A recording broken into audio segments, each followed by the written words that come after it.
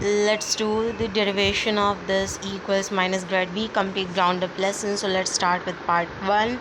Let's start with pushing a box. No electricity yet. Forget potential, forget electric fields. Let's start with something you already know, pushing a box. If you push a box with force F and it moves a small distance dx in same direction you are pushing, then the work you do equals dw equals f dx. That's it. Force times distance moved, because work done is force times displacement. Basic mechanics, nothing new. Part 2. Now bring in the electric field. What force does it apply? Imagine placing a tiny test charge, just plus 1 unit of charge, inside an electric field E. Then by definition, the field pushes this charge with a force equal to E itself, because when we try to find out the force upon that charge, we multiplied that with the electric field, and since it's a unit positive charge, force is going to be equal to the electric field itself. Analogy: think of the electric field like gravity on a hillside. It has a natural direction. It wants to push things without you doing anything. Now that here's the twist. Suppose we want to carry this charge against the field's natural push, like carrying a ball uphill instead of letting it roll down. To do that, we must apply a force opposite to the field. So then the work done equals negative EDX in going from down to up in a hill, or from far away to close to that charge which is creating electric field, I guess. I don't know. So by the minus sign, if the field naturally pushes rightwards and we are moving the charge leftwards against it, our force points the opposite way to the field. Same idea as pushing a ball uphill, you are working against the gravity's natural downhill pull. Part 3. What is potential actually? Here's the real definition in plain words. Electric potential V at a point equals the work we must do to bring a unit positive charge from very far away, infinity, where we say that the potential is 0, up to that point against the field. Then we can find out the electric potential at that point.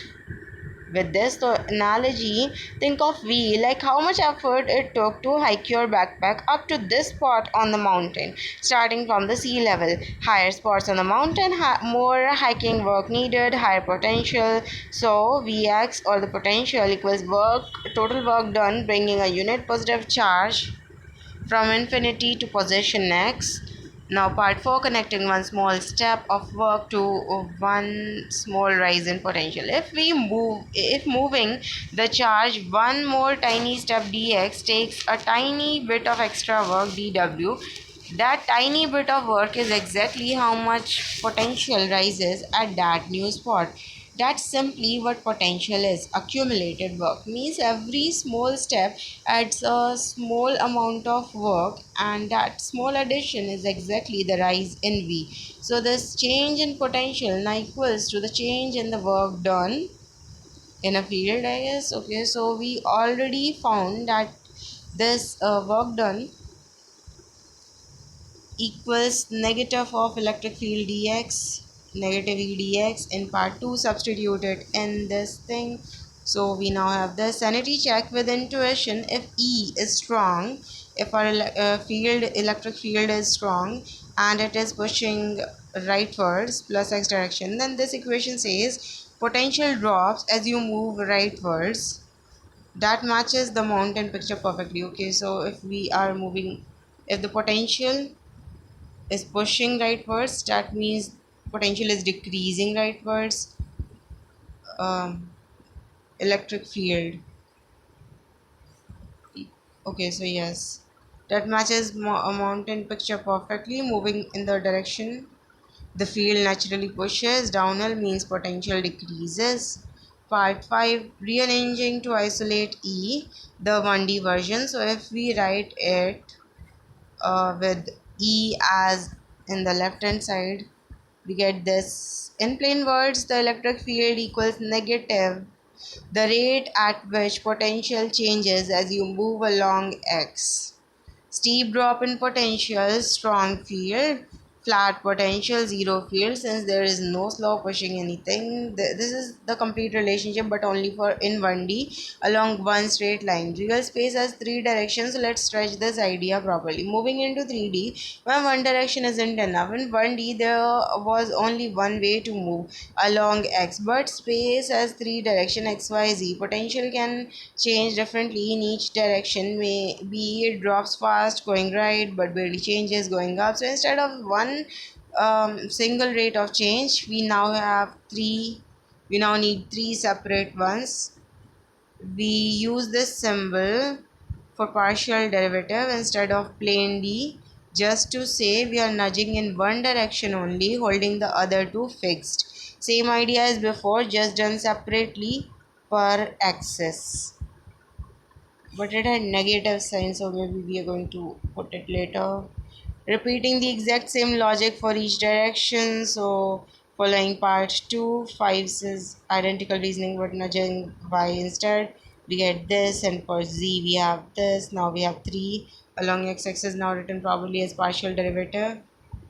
So electric field really has three separate pieces. One telling you the push along x, one along y, and one along z, bundling the three pieces into one vector. This is gradient. So part 8, we have three numbers ex, ey, and ez. To combine them into a single arrow pointing in the true overall push direction, we write it like this. So I, j, k are just labels for x direction, y direction, and z direction. Substitute what we found for each piece, factor out the minus sign, um, naming the bracket. This is the definition of gradient. Look at what's sitting inside those brackets. Collect the rate of change of v in each direction, bundle it into one factor. This exact operation is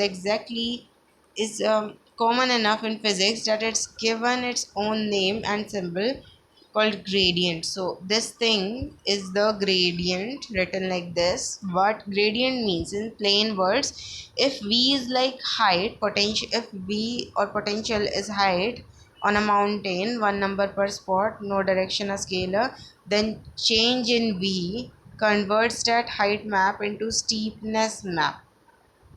Okay, so if from that height, if we move x, y, or z, how much the steepness changes, I guess. Okay, so a vector at every point pointing towards where v increases fastest. A vector, so this is a vector at every point pointing. Okay, so this is for every point pointing towards where v increases fastest, with a length telling you how steep that increase is. Substituting this name into our equation, we have this equation, but the definition of gradient is still thoda sa weird to me, but okay. So this thing gives all the vectors at every point pointing towards the fast, like where the potential changes the most. But why, how does it like point towards where is it changing the most? To me it just gives you how potential is changing when xyz changes.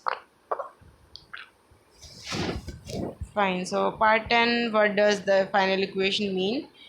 The electric field at any point is negative gradient of the potential. The electric field at any point is negative gradient of potential. It points in the direction potential drops fastest. Okay, so with a magnitude equal to how steeply it's dropping. Sticking with the mountain analogy the whole way, if potential is height, electric field is simply the ball's natural rolling direction. Okay, so ball will fall down naturally towards the direction the steepness is the most, I guess. Okay, so always downhill, always along the steepest slope, nothing pushes a positive charge uphill. The field naturally carries it towards lower potential, same as gravity naturally rolls a ball down a hill. So that's gradient. Now the short exam ready version. If this exact question shows up in paper, reduce the relation this. Here is the compressed version to write. So step 1, work done in moving a unit positive charge a small distance dl. We'll write this. Step 2, by definition the small work equals the small rise in potential. So changing the rate of change, dw, change in work into change in potential.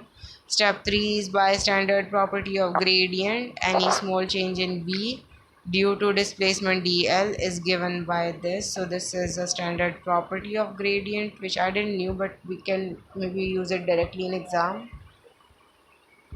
But I'm going to do the long version, I guess. But okay, so since both expressions equal dv, we can set them equal, and dl will cancel out, dot dl, and we would be left with this.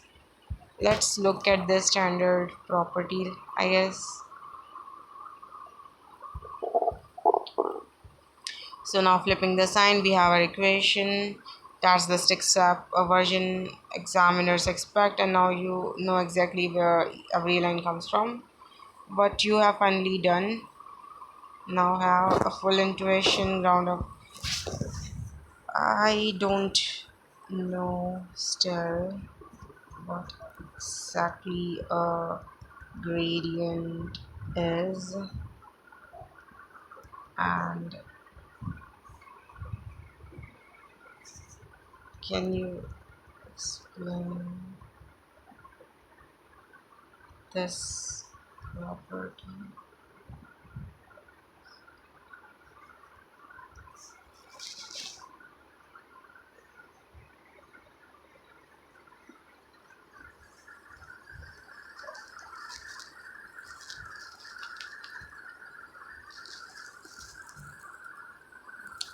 I think the issue is we have been talking about gradient in words without ever actually calculating. Let's fix this. I don't think so. I don't think that's the problem. Height map you can actually see. So at height, what is this thing? Imagine a video game terrain, and at every point there is a height. Let's say the height function is this.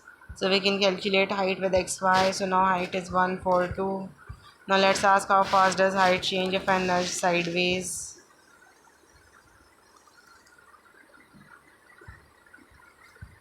I don't need this actually.